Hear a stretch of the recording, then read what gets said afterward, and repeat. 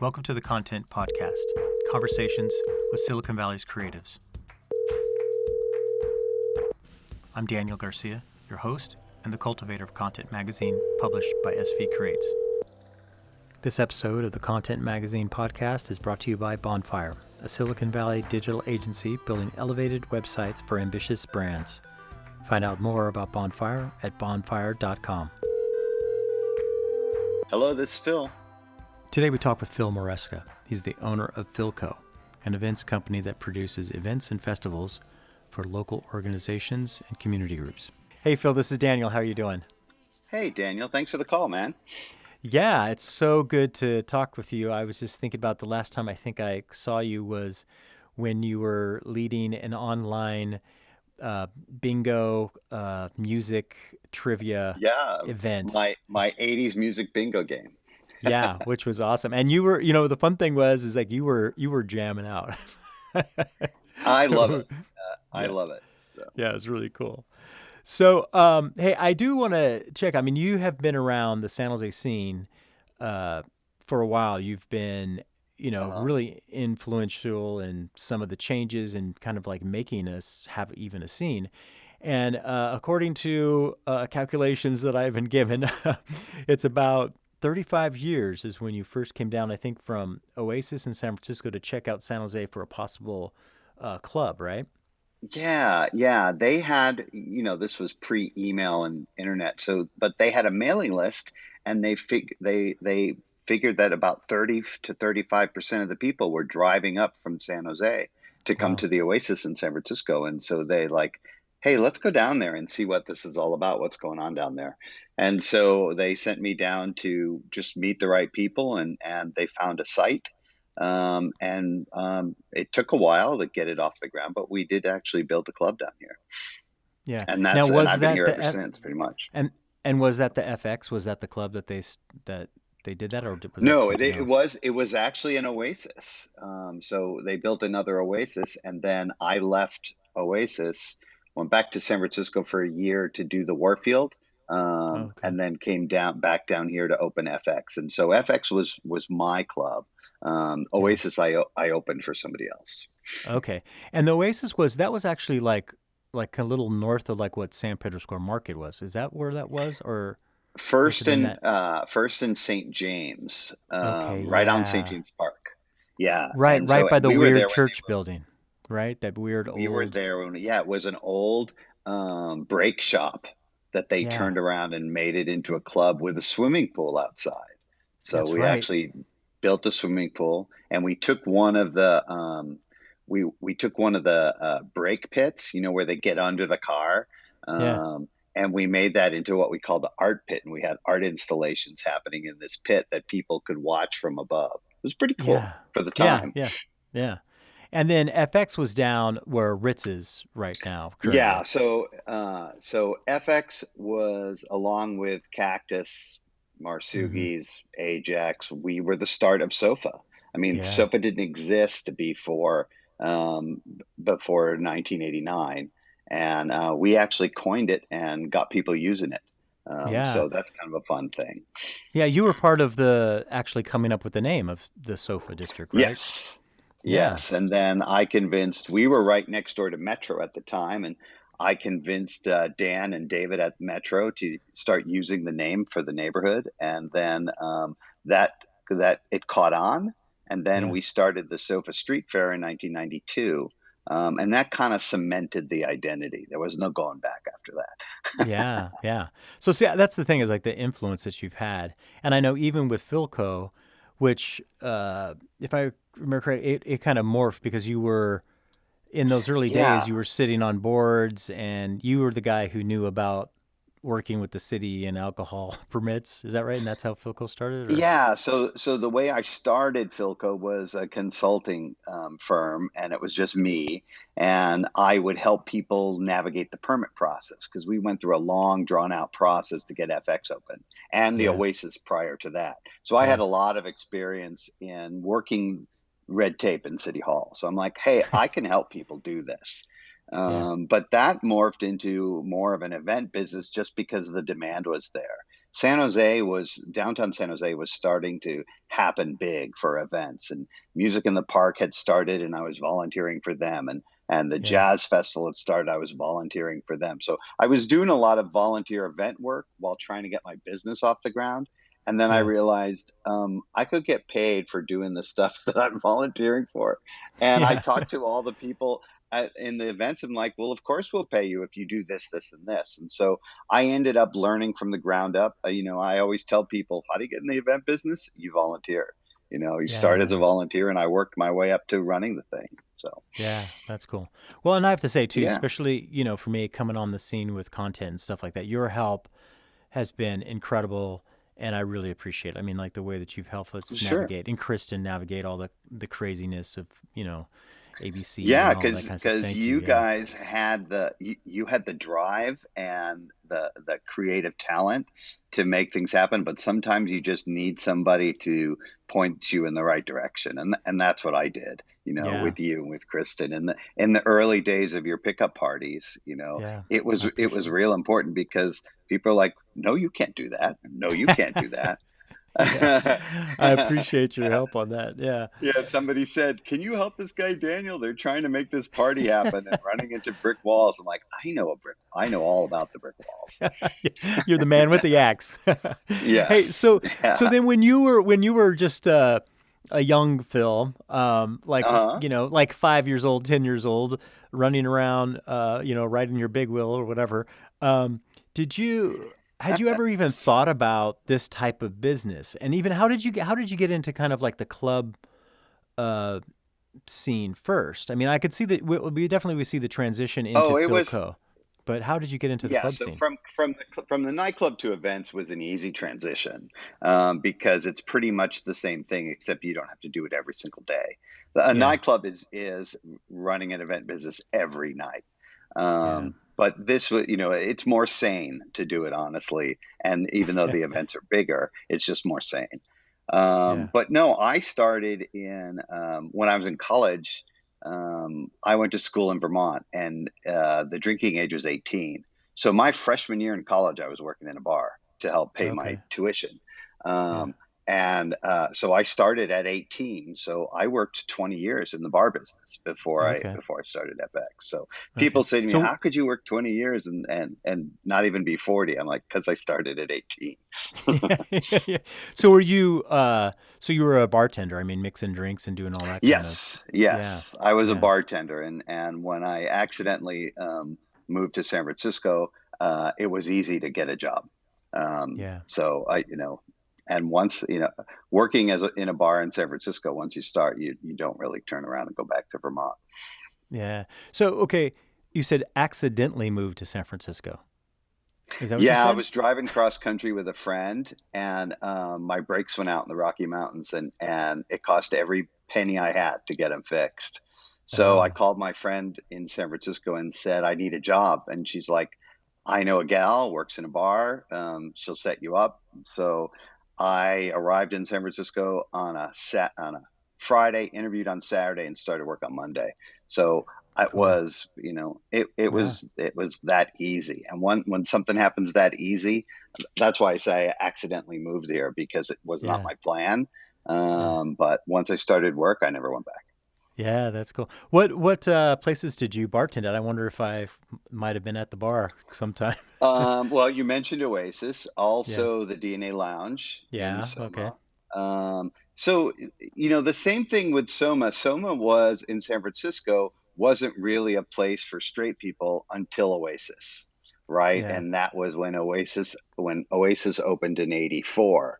Yeah. Um, we became a nightclub for everybody. It was a Right. former gay bathhouse that they converted Yeah. into a dance club with a swimming pool. Yeah. And so from there I came down here, and then I also worked the Warfield. I worked the old Waldorf and Wolfgang's, and so I worked Hmm. for Bill Graham for a while. Yeah. That was an amazing experience. Taught me a lot about Yeah. the concert business because I was always interested in the music part of the Yeah. nightclub business, right? Well, And that was the thing. I was particularly the alternative music. That was the thing that I was even kind of getting to. Is what was it? I mean, went to school in Vermont. And then the road trip you broke and you ended up here. But what was the original kind of goal when you were in college, or what were you thinking was It going to was in be your college, it was plan? just about making money and getting free drinks, right? That's why you work in a bar. Yeah, You do it to get free drinks for your friends, yeah, and to pay your bills.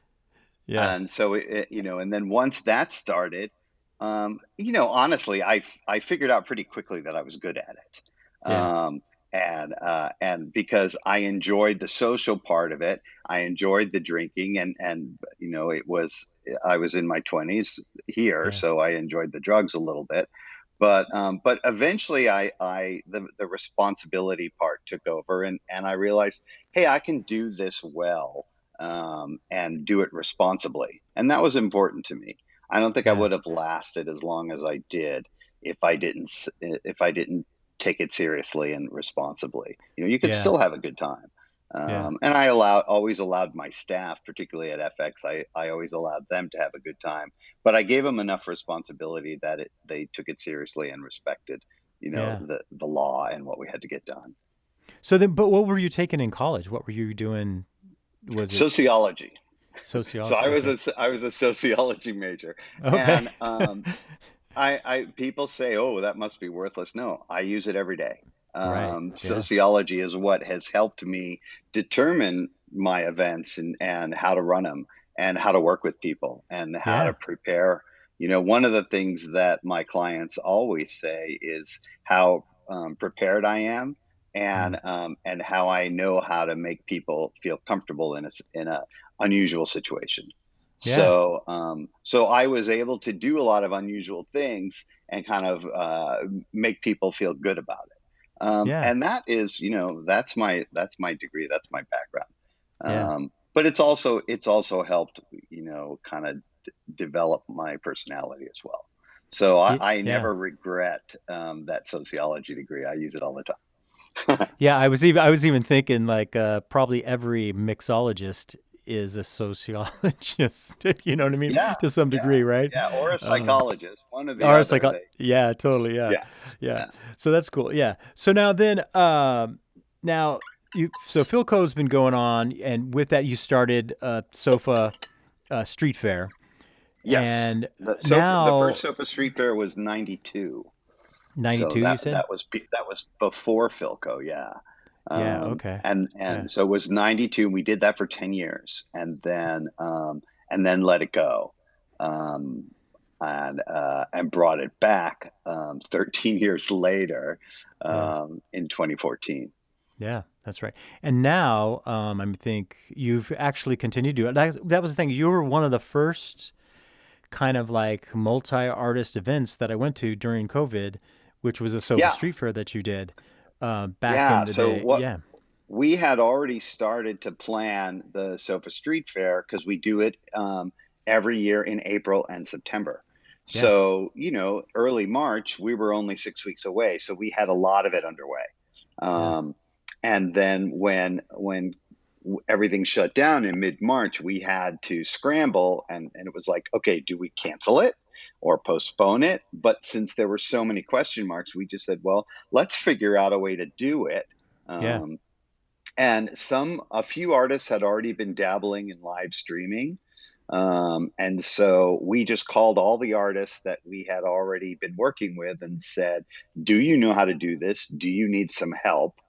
And essentially, we ended up with 125 Yeah. artists Yeah. performing live from their home or their garage or their studio or their backyard, and filming it on their phones and Yeah. uploading it. Right, so we had all Yeah. these different channels, and it was confusing. It was weird.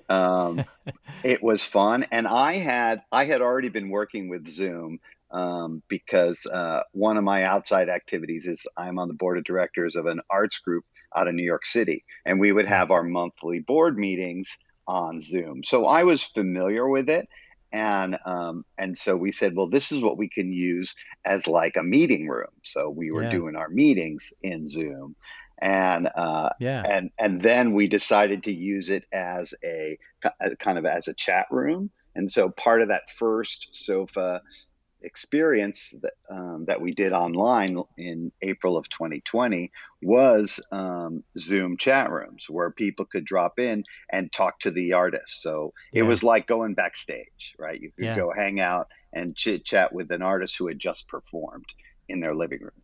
Yeah. So Well, it was cool. It was so that interesting was really because fun. yeah, that beginning part, I mean, when COVID hit, I mean, so obviously you're doing events, which is very much like location and people and coming together. You had the Yeah, need because outdoor you, events is all I yeah, did, right? yeah, right. So And you had sofa, you had the Sofa Street Fair kind of coming up, and so everybody that even within a couple weeks into it, it's like all the circles you became very much like the go-to guy. yeah, From I think even at the ICA was doing like a fundraiser or something like that. There yep. was some night, and it was all like, you got to talk to Phil, you got to talk to Phil, you got to talk to Phil. So what was going on in your head when it hit? Um, like how did you pivot so quickly and so well? I mean, you were with the one-eyed man in the world of the blind is king, right? No. Yeah, And then yeah. and not that you're like you didn't know what you were doing, but at the beginning time it was like nobody knew what to do, but it seemed like you really came in quickly with like, oh, that's you could do this, oh, I got this. So how did that all come about? Well, with my background in outdoor events, especially large outdoor events, you have to be prepared for anything that's going to happen, right? Yeah, yeah, And you have to be able to, I mean, pivot's a big word last year, yeah. but prior to that, I was pivoting constantly because when the city would say, "No, you can't do that," and they tell you 2 weeks before your event that you have to Right, do something different, or why don't you have this permit? I'm like, I wasn't told I needed it, so right. there's a lot of last minute flipping, that happens in the event business all the time, in the live event business. So Yeah, this was a skill that I had honed. You yeah, right, and yeah. I don't panic, and I don't react or shut down. I thrive in those Yeah, kinds of situations. So yeah, this was just like that. It's just like, okay, every event you have has been canceled. What are you going to do? yeah, You're going to figure out a way to get people together from their homes. yeah, And Zoom was key in the beginning. Now yeah, there's lots of other platforms, but in the yeah, beginning, that's all there was, and yeah, everybody kind of latched onto it. Not just the business community, but there were lots of people in the arts community who were trying to figure out, how can I use this yeah. to keep in touch with my audience. And that's what it was all about. You mentioned ICA, Mm-hmm. um, yeah, City Lights, Mm-hmm. theater, stage company. Everybody has to figure out, how do I keep in touch with my audience, Yeah, because your audience and your supporters are still out there. yeah, But you've got to find a way to bring them in. And in the early days, people appreciated every little bit of contact, yeah, because you're on lockdown and you're used to going out and seeing people and doing things. So having giving them an opportunity to connect yeah. was really, and even with something as simple as bingo. And with ICA, I think we did about 6 or 7 bingos with them, and it Yeah, was yeah. really fun. And every week they were having people show up, and I was doing my own bingo game, the 80s music bingo, on Wednesday nights. And then Mm-hmm. ICA said, "Well, we want Thursday night." So I had those two every week. And then I was getting calls from people all the time. Can you Yeah, help us develop an event that we can do virtually? yeah, And so there was a lot of guidance, and it was all people I knew, Daniel. yeah, It was people calling me just saying, "What do we do?" So yeah, it was nice being in that position that I could help people figure things yeah. out. Well, that was the funny thing too. I remember it was like some, city organization meeting or whatever, and it was like the big question. Okay, what do we do? What do we do? And then I forget who it was, but in that meeting with, I think it was like there was restaurateurs, there was arts venues, there was bars, or like a whole mix of city type of businesses, right, or Hmm. community. and someone said something, and they were like, "Well, you need to talk to Fil Maresca from Filco because he's, you know what I mean." And it was like you could see everybody like putting their, taking the notes on the side, like, "Okay, Phil." So, Yeah, I got you a lot of definitely, calls after that. yeah.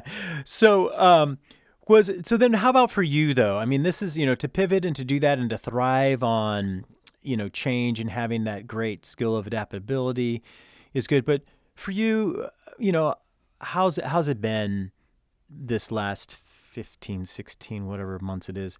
How have you, Well, yeah, I how's your mean, soul?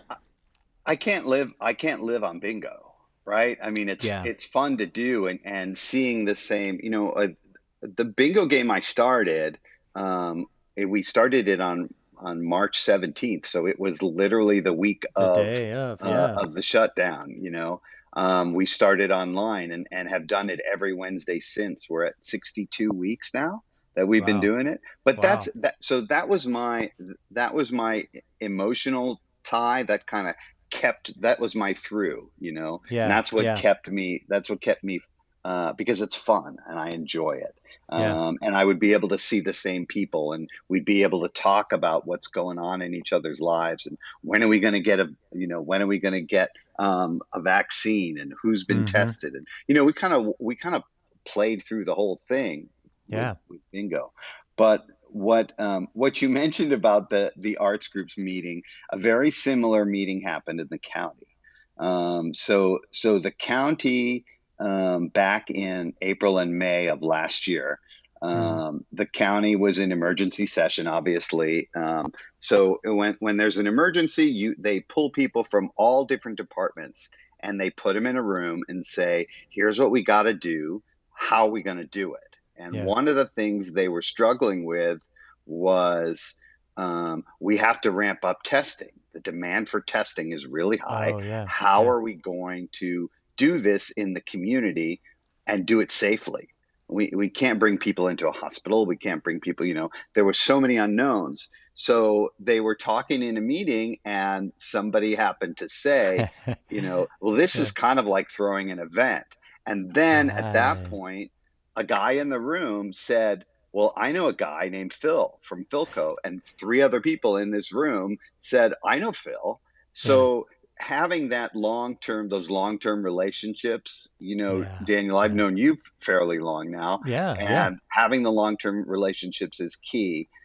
This was a guy that I worked with 12 years ago.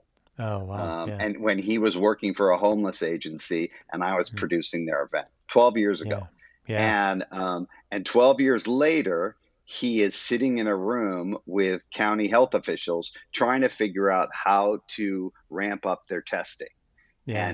And somebody said, "Let's call Phil." So I get a phone call telling me what they're trying to do.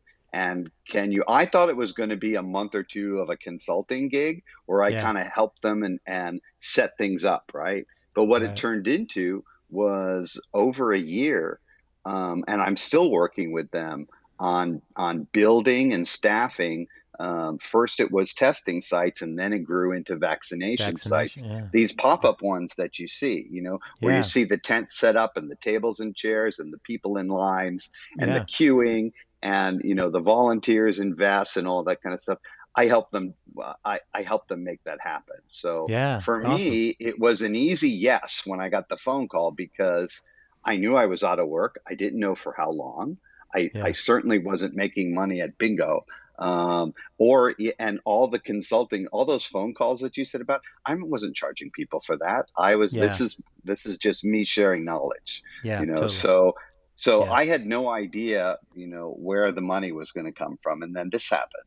Yeah. And That's so I awesome. negotiated a contract with the county and worked for them for, since, it's been about a year. I started working for them in May of last year. Yeah. Um, That's cool. so How that funny. was Yeah.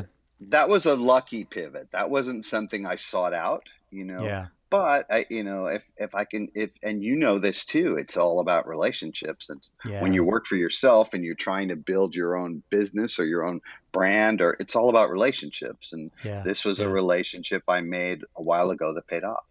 Yeah. Well, it's funny. Yeah. You talk to people and they want to figure like, oh, what's the key to success for building a business, And then, there is the whole kind of weird slimy thing of like networking, right? Hmm. But it's really just, serve people, be nice to them, have great Yeah. relationships, right? I mean, it's, Hmm. and that's the thing is, I And feel like from my even the I first time I've believe in met you, integrity.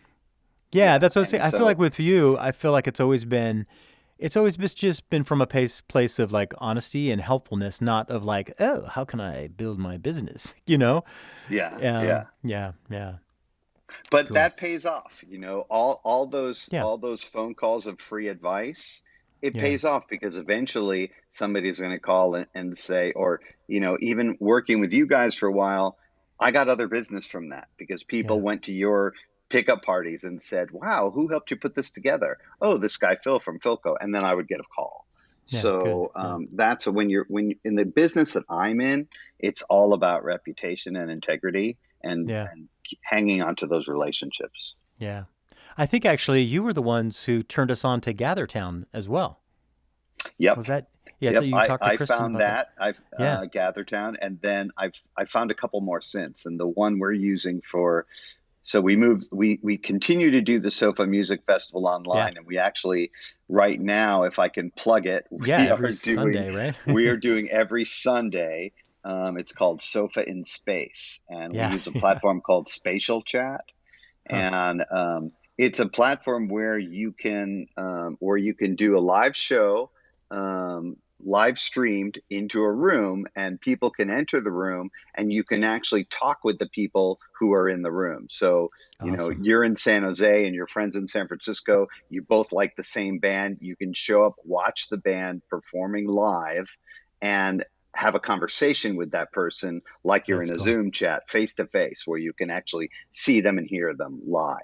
Yeah, So it's that's a cool. pretty cool platform for that because it's like going to a bar. Yeah, Because when you go to a bar to see a show, some people will stand right in front of the stage and watch the show the whole night, and some people right. will hang out at the back by the bar and have a conversation with their friends. And it's Yeah, just, this room gives you that same feeling. You can go right up to the stage, and that's all you hear is the music, or you can back away, the music gets softer, and whoever you're standing next to, you can have a conversation with. yeah. So That sounds really it, cool. it mimics real life in a fun way. And you're doing that every Sunday. Was it every Sunday Every in May, every or is it going to Sunday be from 4 to 6. yeah, through when? Sorry. Through it's going to be until when? Oh, well, we advertise it as through the end of May, but we're doing it until June 20th. So we're going Okay. to add it, add on up until June 20th, and then June 20th is when we hope to be our first big outdoor concert. Yeah. Um, Awesome. and that's tentative right now. It all depends on what the governor says and does on Yeah. June 15th. But if he opens things up, like he said, then we can have an outdoor audience. We're still going to do it. We're still going to do it virtually. SOFA will be in space for an indefinite amount of time Okay. Cool. because, well, we've developed an audience outside of San Jose. Yeah. So SOFA is more about, it's not just a location anymore. It's more of an attitude and a community. Yeah. And this community of musicians really enjoys checking in. We have, friends of ours like Sakura and Steely Mm-hmm. Nash have moved to Austin, Right. and Yeah. they're performing in Austin. Well, they can still perform at SOFA Yeah. because That's cool. they can do it live in their town, and we can live stream it to wherever people are. Yeah. So all of our favorites, it doesn't matter if they move out of town anymore; they can still be part of the Sofa events. Yeah. So for over the, even this last year, but even more looking back at your years of being in San Jose, was there ever a particular time where you've just really felt like, I mean, you just hit some roadblocks that you were like ready to just cash it Yeah, in and I actually I almost packed it up one time. I was interviewing. I love New York City, and I go there whenever I can, and I have a lot of yeah. friends there. You help out, don't you help And out with an event there annually too or yeah, something? I Yeah. do a couple of different events there. Yeah. One in March, one in June, and one in November. Yeah. So I fly back and forth a lot. And I was asked to interview for a job with Comedy Central, Oh, and wow. this was maybe 10 years ago. Mm-hmm. And and a little more than 10 years ago, maybe 15. And I was ready. I was ready to give it up. I had had some frustrations. The nightclub business and the Sofa District was a lot of fun, but the city came down Yeah. on us quite a bit. I don't know if you were here when they used to Yeah. send the cops down and close Mm-hmm. the streets at 1:30 in the morning, Yep. and shine flashlights on you until you got to your car, and then Yeah. they'd force you onto the freeway. So Yeah. it was we lost so much business because of that. Because Yeah. people like, I don't want to be treated like a criminal just because I want to go out and have a good time, and Yeah. just because I go drinking, and I felt also it was irresponsible and unsafe to force people onto the freeway 5 minutes after last call, you know, Right. Yeah.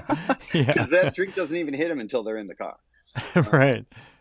so we were trying really hard to get them to allow clubs to stay open till 3, just for dancing. And Sure. Yeah. it's a proven concept.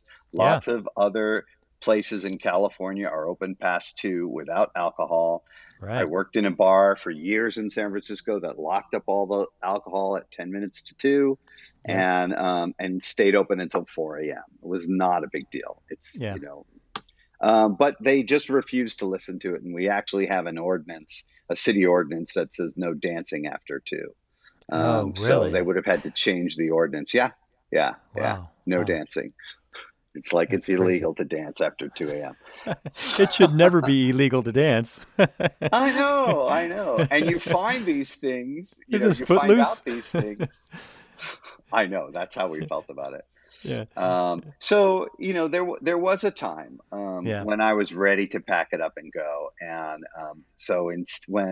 when the job didn't happen, I decided to move to San Francisco. So I bought a condo up in the Mission and moved up there. I was still working down here, but I Yeah. was living there, so I felt I had more of a life Yeah. living in San Francisco. But then over the years, San Jose got a lot better and Yeah. San Francisco got a lot worse. Hmm. And now I feel like this is a much better place to live. Yeah. And so I sold my condo up there. I bought a place down here, and I've been living here for a long time. Yeah. So I mean, I've always had contacts and connections here, but my heart wasn't always here. And Yeah. you've known Sure. me pretty much since I decided that my To heart is make the here and this is move. where I'm going to stay. Yeah, Yeah. yeah. Yeah. Yeah. That's cool. But That's yeah, cool. it can be real frustrating to live here. And in my business, both the bar business and the event business, because it's a struggle because you're the ones that they come down on when anything goes wrong, Yeah. Yeah. because you're a big public event, Yeah. so What's some of the things that, with your history with San Jose, what's some of the things that you're kind of excited about? I know COVID kind of put a pause in some ways. yeah, yeah. Well, a couple of things. Um, First off, I'm really excited about what's happening in SOFA right now, and almost to say that we're at SOFA 3.0, um, uh, Okay. Okay. because post COVID, there's a bunch of new businesses opening down there. Some I can talk about, and some I can't yet. Um, but Yeah. but Yeah. I'm excited, and the, you know the blocks that have been empty are filling Hmm. up. Forager has restarted, been reborn, but with a new place. Um, Yeah. uh, The Guild House. the Yeah. Guild House, yeah, and Yeah. I do believe it's public knowledge Uproar. that Uproar has a new. They shut down, and there's somebody new coming in there. Um, Actually, I've heard some rumors, and maybe this is something you can't talk about. Maybe you don't know, but would they happen to be somebody that's from Santa Cruz that does beer? No, that is not that. Oh, There's no dang. truth to that rumor, and that got denied online Oh, too. okay. You missed it Oh, because okay. people were asking in downtown Dwellers about that. Yeah, no, I Yeah. I can confirm that it's not a Santa Cruz brewery. I Okay. can also confirm that it is a local brewery and a local restaurant that are teaming up. So I'm really excited about that. Oh.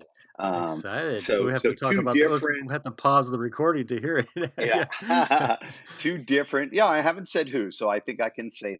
Right. Yeah. And then right next to them, DoorDash is moving into the neighborhood with a brand new concept, Oh, and interesting. that's going to be a lot of fun when people see what that's Oh, all is that going about. to be in the space that owned owned by the same guy as owned the Forager building Yes, right across yes, the street that used to be with the cars in it and stuff? yep. Used to have the cars in it. It's right next door Yeah. to the Miami Beach Club. Yeah, in between Miami Beach, there's a blank space in between Miami Beach and Uproar, And the and yeah. they're going in there right now. Um, Yeah. and then the gym is coming back in a big way, and Yeah. the and Patisco's is amazing Oh, if it's you haven't great. been there. Yeah. Have you yeah, it's incredible food. I love Yeah, it. really good Yeah. food, and that's the Adega folks. So it's Yeah. Portuguese small plates. I hope I'm pronouncing it right. I'm probably not. Uh, And the new coffee shop is great, Nirvana Soul. Yeah. Sofa Yeah. Market is coming back and refilling some of Yeah. their vacant spaces. So I feel like that's the first thing I'm excited about. And the second thing, and you and I Yeah. have talked about this, and you know that I've been trying to do this for a while, is the Levitt Pavilion. And I think the Yeah. timing right now, post COVID, to build a free outdoor music pavilion that the entire community can enjoy, with Hmm. 50 free shows a year outside in St. James Park. The timing is perfect. Yeah. So Yeah. that's something that is my next big project that I'm working on Yeah. to trying to make happen. So. Yeah. That's cool. Right. Look at that, man. You're definitely making a change down here. Yeah. Well, I've always wanted to, I mean, I'm at the age where I can start using the legacy word, so I'm thrilled to have Sofa as a legacy, and to be able to look back on that and say, wow, I started that. I was there in the Yeah. beginning, Yeah. and me and a handful of us Yeah. saw the opportunity and made something happen down there and stuck with it. Yeah. And you've got to praise the property owners down there who stuck it out. Yeah. And people who bought property and turned it around and dealt with the ups and downs of the neighborhood. But it's a pretty cool place, and I'm thrilled that the farmers market is down there. There's a lot more people Yeah. going Yeah. down there now, so yeah, Yeah. it's happening. It's fun. What's something that you're kind of looking for at post COVID SIP masks? What are you looking forward to in the vaccination world? Well, I think just being able to do outdoor events without the process and the details. We took for Yeah. granted you used to be able to just make it safe and fun, and put on your event, and now the safe part of it. Um, we have you know we after Gilroy was only 2 years ago, so there's a lot of scary parts from that, so we still have that to think about, and now keeping people COVID safe. Um, so so I look forward to the day when public events are easy. And I think that eventually we'll get there because people will appreciate going outside more, when we're at the point where we can go without a mask outside, and we can talk to people without asking if they're vaccinated. It's still good to know, obviously, but we'll get to the point where it's not um, a life or death question. You know. Yeah. Yeah. Definitely. That's cool. What do you have for kind of like your guiding philosophy of life? Wow. What drives you? Um, I try, for me, it's about respect and integrity. Yeah. I love finding people who, who, uh, can use a little help, or Hmm. communities that need a little help, or I like seeing potential in people or in communities, and this is how I feel about Levitt right now. Is the Hmm. potential is amazing. It's transformative. It's happened in 8 other cities, where they've taken blighted space like St. James Park, which is so underutilized and such a gem Yeah. in our city, Yeah. and they've made them alive. And by doing these free shows and activating the park, uh, people start to enjoy them again. Everybody enjoys them, and that doesn't mean, Yeah. the first question people say to me, "Well, how are you going to get rid of the homeless people?" I'm like, "We're not. Everybody is Right. welcome Yeah. to enjoy this. Yeah.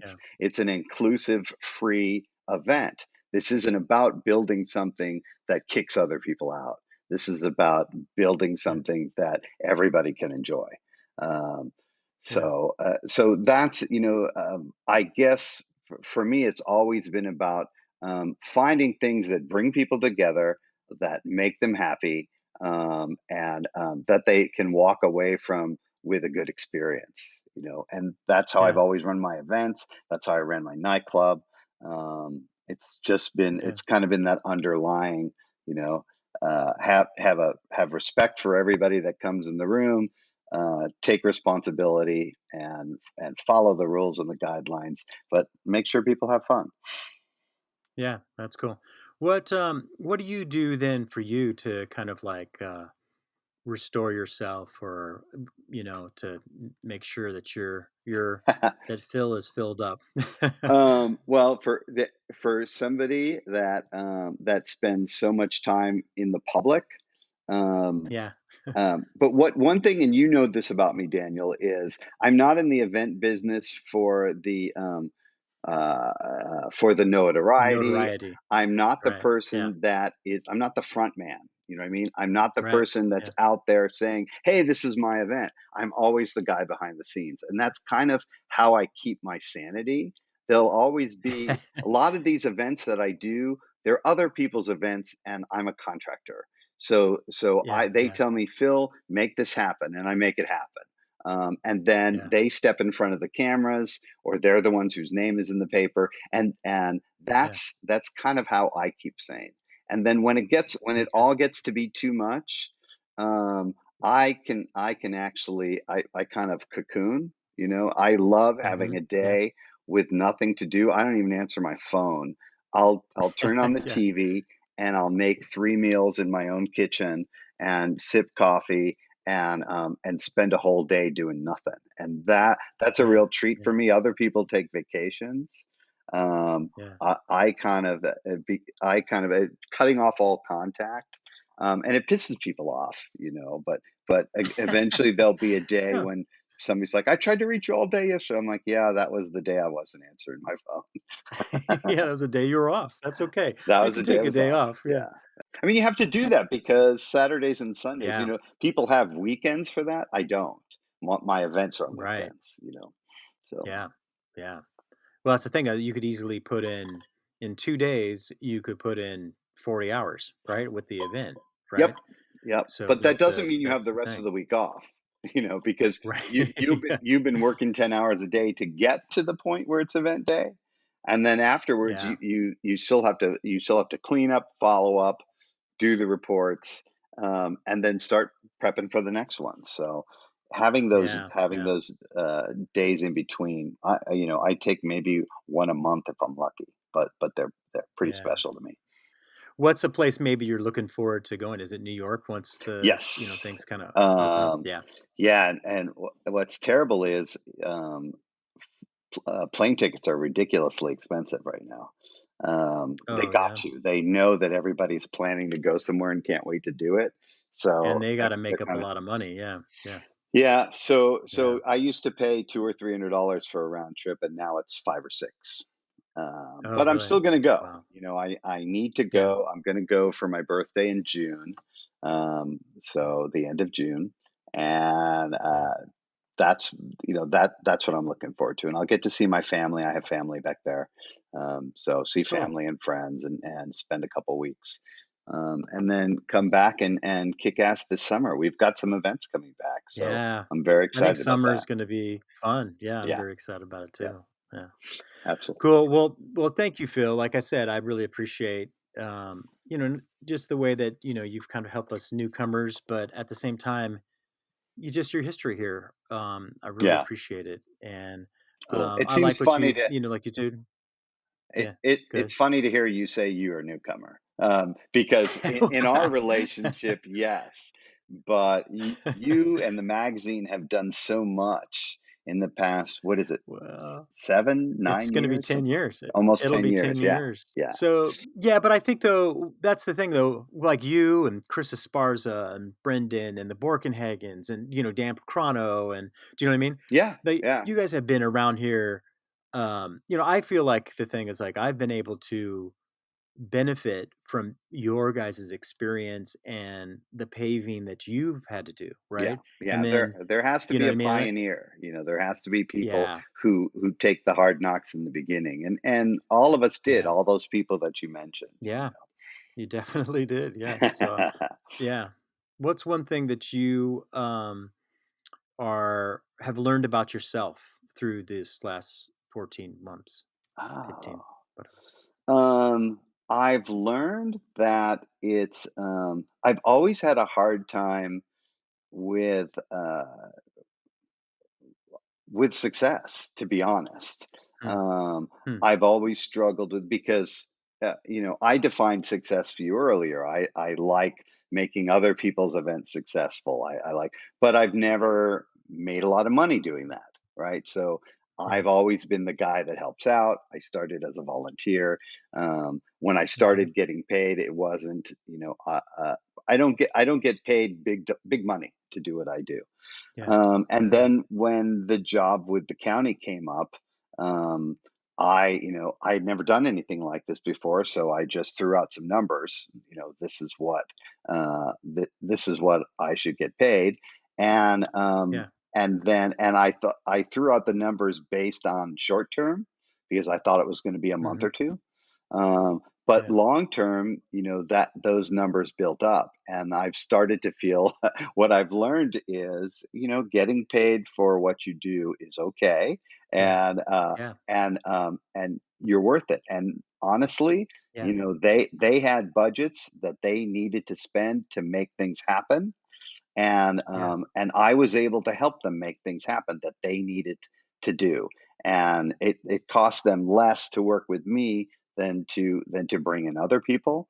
So Hmm. it was kind of a win-win, and I felt okay about Yeah. that, and I feel okay about I was able to. I used to have tenants in my house, and now I have the house to myself, and I'm okay with that. So I learned to kind of Yeah. embrace this lifestyle of it's not lavish, but I'm more comfortable than Yeah. I was. Yeah. So Well, that's good. I like Yeah. that, and I You're worth it. also I'm Definitely. blessed. I don't Yeah.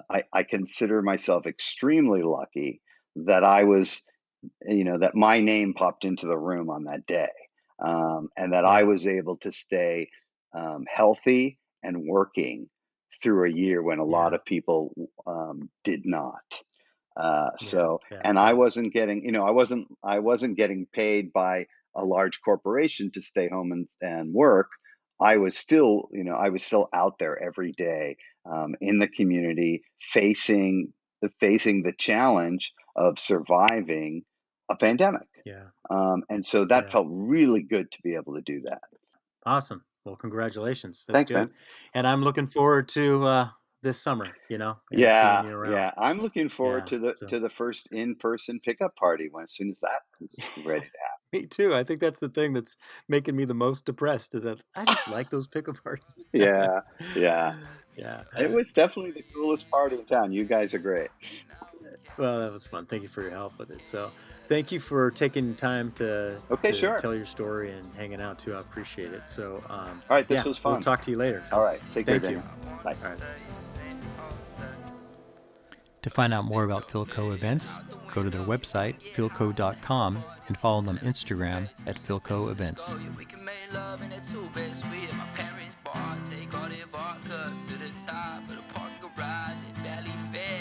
Thank you for listening to the Content Magazine podcast. Follow us on social media at Content Mag.